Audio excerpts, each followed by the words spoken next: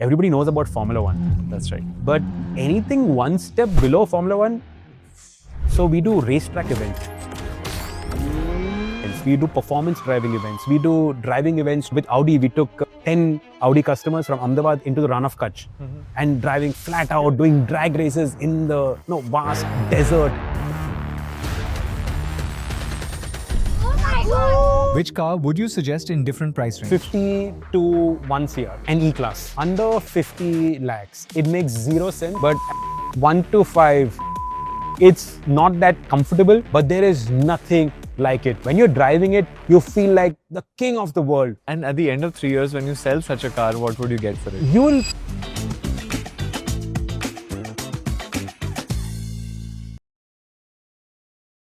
Sirish, we are recording this at the Porsche Centre, Pune, one of my favorite cities and clearly one of your favorite environments. You grew up here and you studied to be a mechanical engineer. What was life like early on? When I was studying, that time computer engineering was like this cool new thing.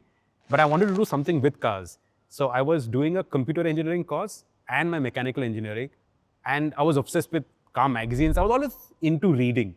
We used to go to the railway station at the start of every month because the AH wheeler at the railway station would be the first newsstand to get the car magazines. Wow. And so we used to go there just to get the first copy of Overdrive. My college sweetheart, who's my wife now, one of the first things she got me was a subscription to Overdrive. Yeah. And the month that the subscription got over, that's the month I started interning at Overdrive. Yeah. So Overdrive was the biggest car magazine back then. Yeah. And I was in my mechanical engineering course, we had 2 semesters in industry where we would intern. So I was interning at Thermax.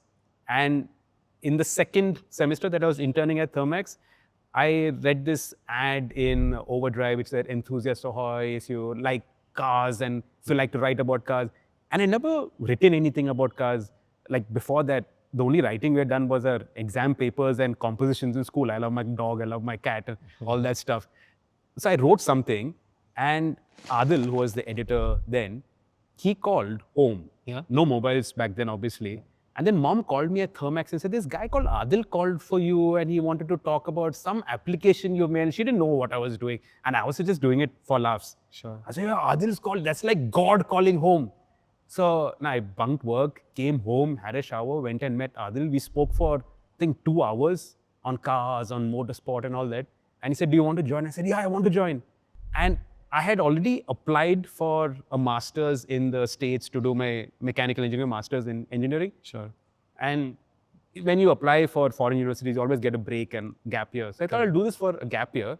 And Overdrive will have a lot of cars. They just need people to drive it. And that's how I started my internships. I was interning at Thermax. I was doing my final year of engineering. And I was interning at Overdrive. And that then leads me to the fact that you joined Overdrive as an intern and you rose to become executive editor of Overdrive, right? How was that journey like? So, like I said, when I started off as an intern, it was just a 1-year thing. And then I was going to go like every good South Indian boy, go and do your engineering, do your masters, start working in the States, settle down over there. That is like the given plan. Sure. Obviously, for me, it was going to be something to do with cars. Yeah. But yeah, that was the roadmap. But then when I started interning at Overdrive, you're driving cars. Okay, those days I was riding bikes more than cars because that's where everybody starts off. But I was around car guys every day. We were talking cars, eating cars. Every waking moment was spent around cars and bikes. And for somebody who's passionate about the subject, there was nothing better than that. It was getting paid for a hobby. To my mind, it was all that. Because the pay was nothing. It was honestly ridiculous. And even now, automotive journalism in the initial years, it doesn't pay. Sure. It's only later on that you start making a good I'll enough try and living. understand a little bit more about that in a bit, but yeah. Yeah, so doing that, I couldn't imagine letting this go and going back to studying. Obviously, my mom thought I was mad. My dad thought I was mad. So then I also did my post-graduation in financial management. Okay. Wow. Okay. Just that, okay, I'm doing So something. you had a backup thing going. Yeah. The first semester exams, at the same time, there was a rally in Australia, which MRF invited Overdrive for. And Adil asked me, "Would you like to go?" Like, of course I want to go. So the first semester exams, I bunked all the exams because I was in Canberra covering a rally. And then I gave my papers in the next whatever window that opened. So it was just at least you tick something off and tell your mom that, okay, I'm still working on my future. Sure. And this was in 2000. April 2000 was when I joined. Yeah. That time, automotive journalism was not a thing that anybody did. Yeah. It was very, very niche, super niche. Today, with this whole explosion in automotive content creation, it's a given that this is a career opportunity and a career path. I want to switch gears, Sirish, to the fact that how cars are being adopted in India over the last few decades, in the time that you've seen this industry grow. The luxury car segment in India is a big thing. For a lot of global car makers now, India is not the insignificant part. They do have an India strategy. How is the Indian luxury car segment evolving, according to you? Indian luxury cars are still 1% of the overall car market. The overall luxury car market is 51,500 cars. And these 500,000 cars that are getting sold, what is the geographic distribution of it? Who are the people who are really buying it now? Delhi is the #1 luxury car market, followed by Mumbai, then Bangalore, Chennai. But Delhi, Mumbai, they are always been and continue to be the big driver. That's also one of the reasons why diesels are not like a huge proportion of luxury car sales anymore. Okay. Because in Delhi, nobody buys a diesel. That's right. So that's why petrols have taken up. And that's where EVs will eventually start picking up volume. EVs are still very small. But now in terms of percentage sales, I think this year is going to get into double-digit percentage. Got it. Yeah. No, there's a lot of talk, and I'll discuss the EV side also. The other part I want to understand is, how do people finance these vehicles? Is it like an outright purchase with cash down, or are they people financing it? I think maybe 90% is all financed. All these people who are buying it, many of them are entrepreneurs running their companies. Obviously, you put it on your books of your company. That's the logical, prudent financial thing to do. Yeah. So mostly it's all financed. Yeah. In fact, most of the car purchases are financed. Forget luxury cars, almost everything else. And that's where you see this increasing shift towards the higher end models. Okay. In the past, it was always a base model that would generate maximum The cheapest volume. BMW or the cheapest Mercedes. Exactly. But today, when you look at your EMIs, the increase in your monthly EMI is not that much. Yeah. And that's where people are then going to the fully loaded versions. In fact, today, Mercedes, they don't have a base version. So the E-Class, for instance, there is no base E-Class and a mid-spec E-Class and a top-spec E-Class. There is one E-Class. That is it. Yeah. Because that's what the customer is moving to. That when you're buying a 40-50 lakh rupee car, then why skimp? Yeah. Then why skimp on only a regular sunroof and not a panoramic sunroof or stuff like that? That makes no sense. Yeah. In the past, BMW used to have these corporate edition of their 3 Series, which was a stripped down 3 Series. Audi did that. They even had a manual Q3. But that was then. Today, nobody buys a stripped down car. And we were talking earlier, right? Today, nobody buys, and India is not a cheap market. Yeah. India is a value market. Correct. And absolutely. And we see that, a lot of our clients, a large part of that community is entrepreneurs. But now increasingly, a large part are senior working professionals. And they themselves are wanting to get into better cars, aspiring to better experiences overall. And the car is a big What part. I feel is that when you spend a little money on yourself, our parents never did that. They saved for us. Yeah. And they put it into FDs and they invested because, kids and this and, all of that. Yeah. But when you spend on yourself, it makes you feel good about yourself. Yeah. And subconsciously, that kind of motivates you to go that extra bit. Yeah. When you're working, when you're doing whatever. Because you see that visual signs and motivators of success. There's no reason to wear a expensive watch, for instance, right? A Casio will tell you a time better than a Rolex Renault Omega. Yeah. But then why do you wear a nice watch? Because when you wear that in the morning, just subconsciously in your mind, something gets triggered. Yeah. When you fire up a nice car when you're going to work. You're going to be stuck in traffic. You're going to go through that same pothole and over that same speed breaker and all that. Sure. But you're doing it in a much nicer environment. That's right. And that is a trigger that pushes you to just do that 5% more, 10% more, because you know that you have got somewhere and you still have miles to go. Yeah. No, I think it's amazing how the fact that the car is an aspirational purchase drives people to do better overall. There is also the question of luxury EVs. Right? Because at one level, you want the experience of that full throttle driving. And yet now there is a trend towards people thinking about the environment or in general, like the fascination of having new technologically advanced vehicles, right? So how do you see that playing out in the luxury car segment? So luxury EVs, it's all basis the product. Okay. Today, BMW has the iX1L, the long wheelbase iX1. That is flying off the shelves. Dealers can't get enough allocation of the iX1. Customers are buying it not just because it is EV.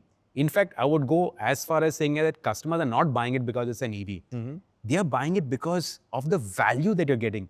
You're getting that long wheelbase and tons of space inside. And EV, because the taxes are much lower. So finally, your on-road price of a luxury EV is almost the same as your combustion engine version. And here, compared to the combustion engine version, here you're getting more space inside. A luxury car, what do you associate it with? Silence, refinement. And EV is better suited to silence and refinement. Absolutely. Then there is this whole sword hanging over EVs, which is infrastructure. Which is just a made-up problem. Which is the charging infrastructure. Charging infrastructure. When you buy an EV, okay, number one, you get a charger installed at your house for free by the company itself. Okay. Why would you go to a public charger and charge your car? It makes no sense. The whole point of an EV is that you don't have to go and wait in line at a petrol pump. You don't have to get your hands dirty. You charge it at home once in 3 days and you're good to go. That one odd time when you're driving from, say, Bombay to Goa or Delhi to Jaipur, you go to Jaipur and you juice it up again. And there are chargers, there are enough chargers. 80%, and research has shown this, 80% of all charging by EV owners is done at home or in the office. So infrastructure is not an issue. The only issue right now in the whole EV adoption space is residual value. Because residual value is disastrous. Today, residual values after you use the car for some time and you want to sell it, you don't get much for it. In fact, you drive in a brand new EV out of the showroom and your 30% is gone. And why is that with EVs and not with combustion vehicles? Because EVs are still too new. There's still a lot of negativity around EVs. Post-COVID, there was all positivity around EVs. After 2 years, it just changed. And this is globally. That whole perception just changed about EVs. And that has created that whole thing about, no, what is EVs going to do? How much am I going to get back from an EV? Now, if you're an entrepreneur, if you are running a business of your own, you put on your company's name, you get extra depreciation benefits. And EV is the most sensible thing for an entrepreneur to buy. Amazing. That's great advice. Financial advice, buy an EV. Because you get more depreciation, less tax, and running costs of an EV are what? Nothing. It costs less to run an EV per kilometer than buying a DEST ticket or here in Pune a PMT ticket. I never thought of it. Kilometer running costs are cheaper. You are sitting in your BMW iX1L and it costs you less per kilometer than the poor fellow in the bus. Wow. This is new to me. I didn't know this. Because at home, your per unit cost is what? 7 rupees. If you're using a public charger, it is 20 rupees. But at home, it is 7 rupees. And you're saying even the upfront cost is not that much higher? No, because your taxes are lower. Your GST is lower for So the government is financing your EV. Your lifestyle. And you don't need to pay as much for the drive. Amazing. If you wake up early in the morning on a Sunday morning and you're on the roads, you see these groups of cars almost flocking together, going out. And I know my co-founder Sahil is very passionate. He's a part of one of those supercar clubs. How do these clubs work? How do they come together? Who are these people? What's going on in these communities inside of it? So you dial it back to say 2012, 2010, 2012. Sports cars were a very small segment of the overall luxury car sales. Okay. Things turned around when Audi brought the R8. That's when they started doing driving experiences. So they booked out the BIC. They got people to come to the BIC, drive cars. What is the BIC? The BIC is the Bodh International Bodh Circuit, International. India's Formula One venue, when Formula One used to come to India. That's right. So then people started driving on the racetrack.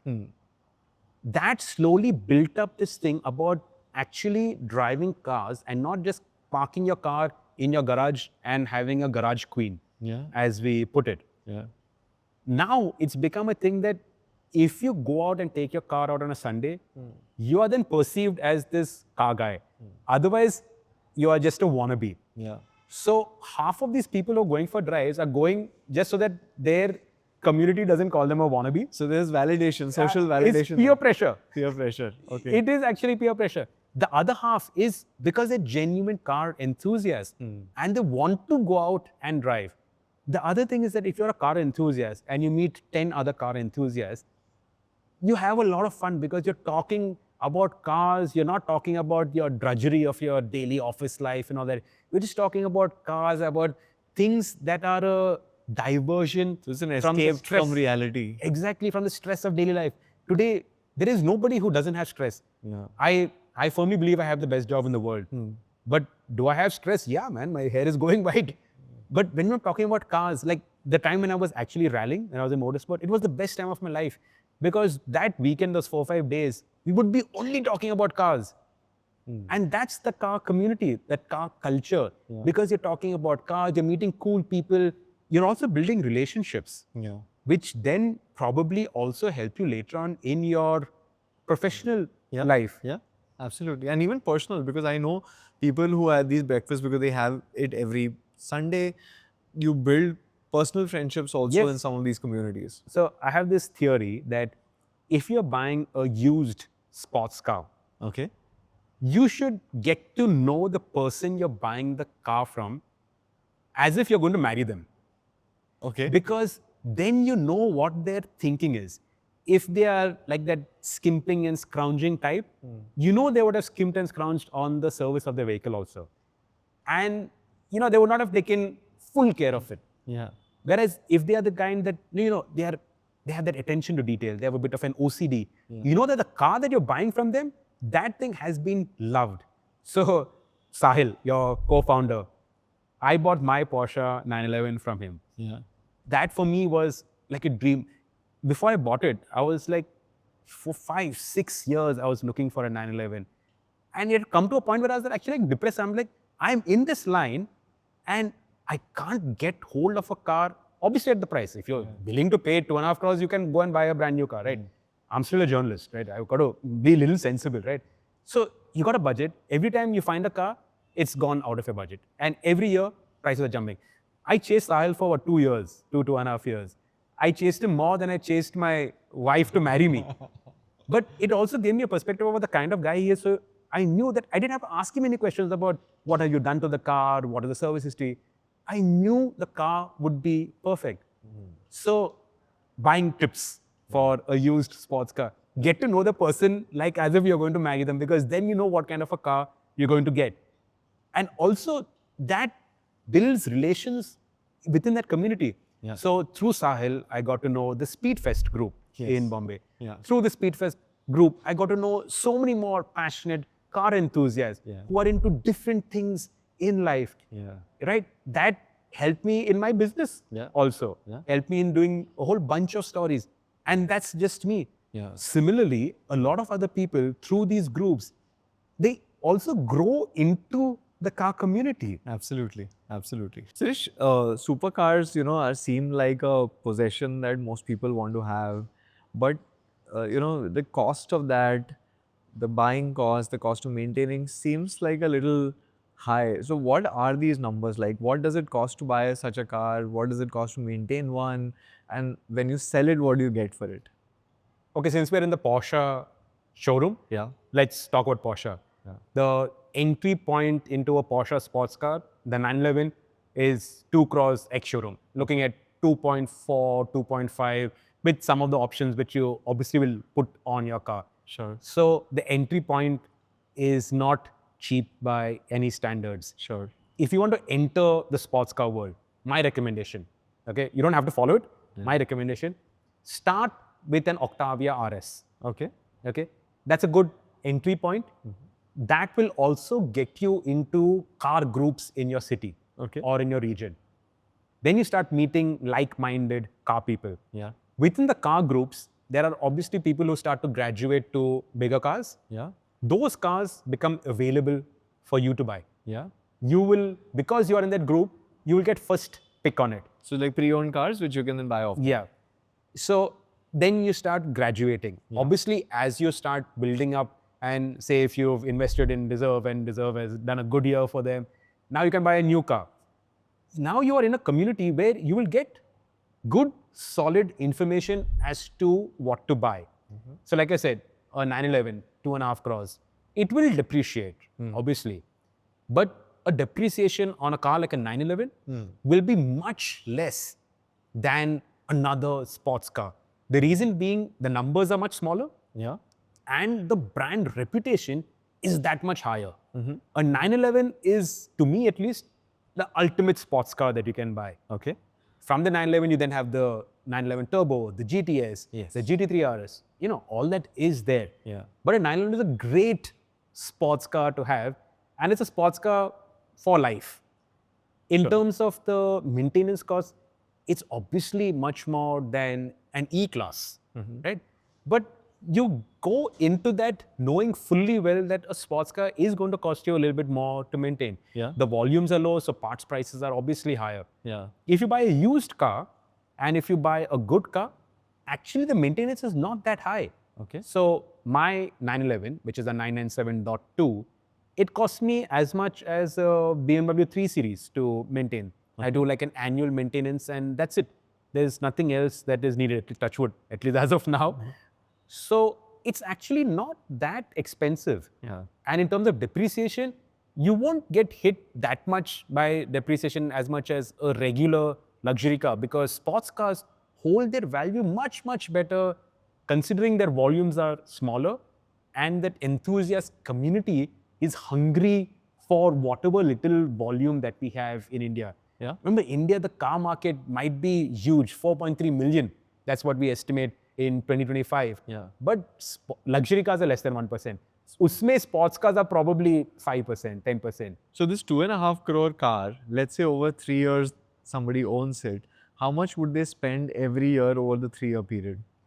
You obviously buy a car and you have a service package Sure. built into the cost of the car. So that's included So- the cost of the 2.5 crores. That will probably push it up to 2.6. Okay. So it's a very small increment, but you have to get that service package where everything is taken care of. So that within 10 lakhs, that will largely be covered. Largely everything will And be covered. over and above that, how much would I spend over 3 years? Nothing, unless you bump it somewhere or you cut a tire or something like that, you will not spend anything. Sports cars, you're not going to use it that much. In a year, if you put 10,000 kilometers, means you are a guru. Yeah. Right? Everybody will put maybe 5,000, 8,000 maximum in a year. Yeah. Nothing is going to go with these cars. Nothing. If you take it and treat it with love, and I always believe you treat your cars with love, they'll give you love in return. Nothing is going to happen to these cars. Whether it's a Porsche or an AMG or a BMW M or an Audi RS, nothing will happen. So you don't have to worry about anything. Today, cars are reliable. Yeah. Reliability issues arise because you haven't taken care of these cars. Sure. So you're not going to lose any money on it. Got it. And at the end of 3 years, when you sell such a car, what would you get for it? You will probably lose maybe maximum 30%. Maximum. Okay. So you'll still you- get like 1.7, 1.8 for it. Easily. And if you've spec'd it well, you'll get even more because your car will be like a 1 of 1 or maybe 1 of 10. Okay. So if you got like a cool spec on it, a cool wing on it, this, that, you will get even more. Yeah. And if you've taken care of it, because this enthusiast community is so small, people will know that you've taken care of it. If you buy a sports car, you invariably in a year, not spend so much on maintenance, but you will spend more on upgrading it. Sure. You will put a nicer set of wheels on it. You would put an exhaust on it. Now, this is not your maintenance cost. This is your passion cost. Sure. But at the end of 3 years, your car will actually cost way more than what you bought it at because of all the kit on it. You won't get 100% of the value of that kit, Sure. but you will still get 40% of that kit value also of your car. Yeah. So you won't lose. Is it a wise financial decision? And I'm sort of preempting maybe your question. Don't buy a sports car thinking I'm going to make money off it. Sure. Okay? Yeah. Because that's a mug's game. Yeah. And very few people will succeed at that. Sure. Buy it because you love that particular car. Okay? Take care of it. And by the end of it, you won't lose too much money on it. Yeah. And the joy that you get out of it will be money worth well spent. Yeah. Yeah. No, I think it's so clear that the passion shines through, right? And you're saying that you should take care of the car almost like a family member here, right? Yeah. You're like being loving about it. You spoke about how you love your car and so on. Where you can make money is in the used market. Sure. So if you get a good deal on a car, or if you buy even at market value, Sure. you buy a car like my 911, for instance. Ever since I bought it off Sahil, it has appreciated in value. We should tell Sahil that. A small matter that we had an agreement that if I sell, first right of refusal goes back to Sahil. So, so if you don't make those kind of agreements, prenups, then if you buy the right car, Sure. you will actually end up making money out of it, like 50 to 1 CR. Okay, let's look at ex-showroom prices because taxes vary from state to state. An E-Class, because nothing does what an E-Class does. The luxury, the driving comfort also, the performance, the interiors, all of that. Like if an E-Class comes to pick you up from an airport, man, that's, you made it in life. Obviously, S-Class then is like one step up. But in that bracket, an E-Class under 50 lakhs, a Golf GTI, Really? it makes zero sense. But as an enthusiast car, as a performance car, obviously once you add taxes, it'll go up to around 65 lakhs. But a Golf GTI, I think it's so cool, such a cool car. And also as investment advice, I don't think there'll be too many of those Golf GTI, so they will hold value really well. 1 to 5, I already have a 911, so a G-Wagon, a G-Class. Again, it makes no sense, and nobody really should follow me for investment advice. But actually, a G-Wagon holds value so well. Every year, Mercedes takes up prices. Every year, there is a shortfall of cars. There are more buyers than there are cars, even though Mercedes has taken up prices. It's not that comfortable. It's not that spacious, but there is nothing like it. When you're driving it, you feel like the king of the world. It makes you feel so good about yourself that it invariably leads to more success in life. So for me, that is like the sweet spot. If you haven't already bought your sports car, a 911, yeah. But if I have that budget, 5 to 10, I already have sensible cars at home, right? I think that's the time to start exploring and scratching that Ferrari itch. You could get a 296 GTB.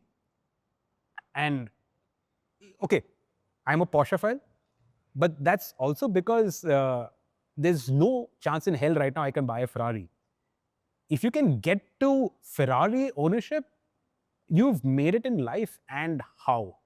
And you can't go wrong with any Ferrari, but like a 296, oh my God, you know, that's something else. In terms of luxury, like out and out luxury guys, you won't get a Rolls-Royce at that price. You still have to push a little bit more considering where our taxes are. Maybe after the FTA, the UK-India FTA, the prices will come down. But like the Bentleys are really cool. The Maybachs are really, really good. No, Yeah. amazing. How does EVO India work? What are the revenue streams? What are your cost lines? And at the highest level, like how does the business operate? You want the long answer, the short answer? Whichever answer that you are comfortable giving. So 2012, that's when I quit Overdrive to join Porsche. I realized that this is not for me. 8 months I left. Then I was doing my rally team. In that time, we realized that we don't have a magazine that really talks to the enthusiast. Sure. And that's when we started EVO. It's now 12 years, 11 years since we started EVO. The initial years, the business model that we ran was the same as the business model at Overdrive, wherein you get full page ads, double spread ads from car manufacturers, bike manufacturers, ancillaries, tires, oil, and that foots the bills, plus you make your margin. That was the time when the transition was happening from print to digital to whatnot. Nobody knew what the transition was. Sure. That's the time when the print ads, the spends were decreasing. Sure. Also, nobody knew about EVO. It was not like we were coming in with Top Gear, where everybody knew about Top Gear. EVO was a brand nobody knew about. In that enthusiast space, it was there, but that was a very small market.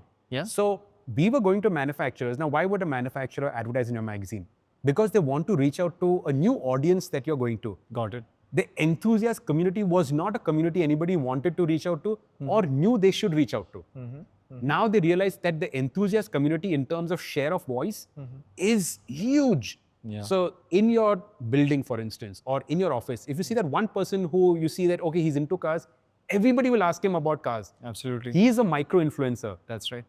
Before the term micro-influencer was even coined, we were targeting those people. Got it. But to explain to a traditional marketeer in a car or a bike company was was really really difficult. So that first 1.5, 2 years, was it easy? Not at all. That's when we realized that just doing a print magazine is not probably the way to sustain this. Also, because we came from a motorsport background, we also naturally got into doing experiential events. Okay. Where you put together events for enthusiasts, bring a manufacturer on board who wants to reach out to that enthusiast. And it's a win-win for everybody. Yeah. And you as the facilitator, that's where your business lies. Yeah. So right now, EVO's model is unlike in the past where like Overdrive time, anniversary issues, our anniversary issues used to be 500, 600 pages. And the fight used to be between the ad teams and the editorial teams for more pages. Yeah. Ads wanted more pages, editorial wanted more pages. Those days are gone. Today, in a month, we probably have 15 to 20 pages of ads in the magazine. Yeah. Our revenue comes from what we call branded content. Got it. Now, the way we do branded content is, we're not going to say that, this mug is the best mug in the world. Buy it. We don't do that. I'll give you an example of what we did with Mahindra. When the XUV 700 was launched. Now, that was the time when Mahindra was transitioning away from their whole past imagery. The Thar had come out and had changed Mahindra's image. Yeah. The 700 was going to be the big leap forward. Yeah. We went to Mahindra and said that you're talking about performance, right? But everybody has this question that, will your cars last? Does it have quality? Does it have reliability? Yeah. What we put together for them was a 24-hour speed endurance record. Okay. Where you run the cars non-stop for 24 hours at full pace. We set new national records. Wow. Now in that, this is a whole experiential activity where you create this whole load of content, which looks really cool. Yeah. These cars lapping that track non-stop for 24 hours. Great content. Yeah. The car lasted, it survived, which means we proved the quality of the cars. So we're not saying that the 700 is great and that's it. Yeah. We are showcasing in real world conditions, and we're not faffing around because we got the FMSCI, who is the motorsport governing body, who are auditing and who are on ground to verify that everything is kosher. We're not taking shortcuts, we're not doing any hanky-panky. Yeah. So there's credibility, there's authenticity. We have proven we have the naysayers who said that, no, this car will not last. We've shown them that it actually lasts. So for Mahindra, it's great value in terms of brand building. We've put this whole thing together, so it's a great business opportunity for us. We created a lot of content, so we've actually grown our audience, brought more audience into our fold, and we've established EVO as this enthusiast benchmark. 2 years later, we went into the same with Volkswagen, and we are right now the current record holders for the maximum distance covered in 24 hours with the Volkswagen Virtus. Again, we proved Volkswagen's core DNA, which is safety, performance, enthusiasm, fun to drive. In a very organic fashion. We've not said one word which isn't true. Everything that we've said is tested on track, and all this content has gone out live. So it's not like we've done it after 1 month, made sure that it has actually done it, and everything has gone live. We've also got a few influencers to come and create content live from the event itself. So that's the kind of brand content we do, which then builds authenticity, builds credibility, and it's also an avenue for manufacturers to reach out. Yeah. So there is subscription revenue, there is advertising revenue, there are events, there is branded content, and is there like digital revenue also? You know, we've got, I think, 500,000 subscribers on YouTube. Yeah. If we have a really well-performing video, the amount of money we spend on putting together that video, Yeah. our digital revenue probably foots the vada pav bills. If it covers the fuel bills, that's like a great thing for us. Okay. So That's the hard part. Yeah. but that is YouTube revenue. Yeah. We look at it as a holistic thing. Sure. Where when we create an event, it goes in the magazine, it goes on our social media, and our social media, we have very high engagement rates. Sure. Goes on our YouTube. We have a television show on Asianet, which is India's highest rated automotive television show. Amazing. Okay. Even though it's on Asianet, and that's an English channel, the English show on a Malayalam channel. Yeah. So it goes out all over. So anybody who's partnering with us gets visibility across platforms. We call it like a 360-degree reach. Sirish, now I want to switch gears to the final part, which is your personal side of things. And, you've been a journalist, a very successful one at that. And in this process, created some personal wealth. When did you feel that, okay, now you have sufficient money? Or let's say, when did you collect your first crore surplus of capital? So I know this is very stupid investment advice or buying advice, but I've never looked at my bank balance or how much money I have in, say, FDs or stocks and all that. That's because I don't have a numbers head. So maybe the first surplus that I had was after I became editor. That's when you started making a decent chunk of money. Sure. Like, every good boy, you go and buy an apartment because that's where you invest in. I was very lucky that my mom was, strict with me, that she would take my money and invest it. Amazing. And today, like, my largest portfolio, I think most of my money is in stocks. And that's because my mom put all of that. When I was growing up in my formative years, she put it all over there, and that has really appreciated. Yeah. So I've never looked at wealth in that sense. For me, it's always been about being comfortable. Yeah. So to me, wealth is, it's about not having to, like, say, if you need another driver, not having to worry about, how am I going to pay the driver's salary? Yeah. Or I travel a lot. I travel a lot for work. I'm like practically living out of a suitcase.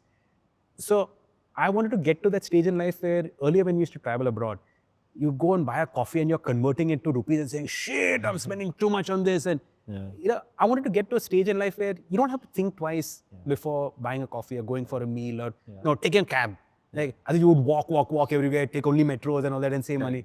Now, when you go, you're not worried about all of that. Yeah. That peace of mind is important. And then obviously, then you want the finer things in life. Like, you want a nice watch. Yes. You want a sports car. Yeah. I personally think that you should not be buying your sports car on a loan. A sports car is an indulgence, right? That you need to have a surplus kept away. Yeah. And that's what you spend on your passion stuff. So it might take a little bit more time to get there. Like, I had to wait till I was 45, 46 before I bought my first sports car. Incidentally, that was the first car I ever bought. Really? Yeah, that was the first car I ever bought for myself. So the high bar for what you wanted to buy. Also because I've always had cars because that's the nature of my job, but I wanted something special. Yeah. So if that meant I had to wait, I was happy to wait and happy to spend that money because then you have that. So that's what I say, that if I had always seen what I had in my bank balance, I would have probably spent a little bit too much. I'd have probably gone overboard. And then when the difficult times come, as an entrepreneur, you always need to have something in reserve. Sure. COVID, Yeah. right? That was like a classic case. Yeah. And we've always been bootstrapped. Yeah. We've not had investors. It was completely bootstrapped. And therefore, if this was like 10 crores, how would you save it? Like, what would be the kind of breakup across these kind of investments? Okay, so I'm not saying this because you're on this podcast, but I was one of the first investors in. And thank you so much. Not investors, but Clients of Deserve. Clients of Deserve. I put a lot of it into the stock market, but a disproportionately large sum in FDs. Yes. Which, okay, you don't get that much, and like guys like you will say that I'm stupid, but again, that was just that I had to run a business. Yes, absolutely. So peace of And mind for again me- there is. For me, the business was whole and soul. Yes. And Sirish, I'll close with this one question. I think that's common between what you do and what we do, is that we get the opportunity of spending time with some of the most successful, some of the most wealthy people, right? What are some of the kind of experiences you've had? What have you learned from them? And is there a sense of like insecurity that these people are really wealthy? No. When I was working at Porsche, okay, that's the time that we were setting up the Porsche network in India, which was different from the importer. Yeah. That was the time when I met the investors in the dealerships. And these are people like you and me Yeah. who started from nothing and who've made it there. Yeah. That was what gave me the confidence to do EVO. I love it. Yeah. Because if I had moved immediately from Overdrive to starting EVO, no chance. Never would have happened. But I saw these entrepreneurs, these self-made entrepreneurs who were investing 20 crores, 30 crores. They invest in the Bombay dealership. Okay, different story what happened to him and all that. But that gumption, that I will put the money and I will stand behind it. I will make it happen because I have the confidence. And when we started EVO, I said that because before that, nobody put Porsches and Ferraris on the cover. Yeah. We put Tatas and Mahindras on the cover. Yeah. Okay? Yeah. We put sports cars. And I know all my fellow journals were taking bets as to when EVO would shut down. But I had this thing that we will do something different. We will do something that is completely separate from what everybody else was doing. And I will make it happen. Sure. These entrepreneurs who had made it and who were coming in S-classes, and then obviously being a Porsche dealer, you had to buy either a Panamera or a Cayenne. Yeah. No, they managed to do this. If they managed to do this, we can also. I think that's Because if you put your mind to it, Yeah. if you put your heart to it, and if you put 28 hours a day behind it, you can do it. 9 times out of 10, you will make it happen. Yeah. Believe in yourself. That is the ultimate. You underline that. You believe in yourself, the power of positive thinking and whatever the power of whatever they talk about, right? But that if you just believe in what you set out to do, you will have hurdles. Nobody said life was a bed of roses. Yeah. No, you will have hurdles. There will be days when you just don't want to get out of bed also. Yeah. It is going to happen. Today I have a G-class on my desk, and that is like my manifestation. That my next thing that I want to buy is a G, a diesel G. Okay, that's in my head. I'm not there yet. Okay, but I hope that eventually one day I will get there. Yeah. So always have a goal for yourself. Yeah. A goal that is not like too far-fetched, but have a goal for yourself, and if you will get there. You will get there. No, I hope we do, and I hope we take a drive together in your G-class when you get No, it. we can go for a drive in the 911. But thank you so much, Sirish. This has been a fascinating conversation. I've It's learned been a a lot. pleasure talking to you, Sandeep. Thank you so much.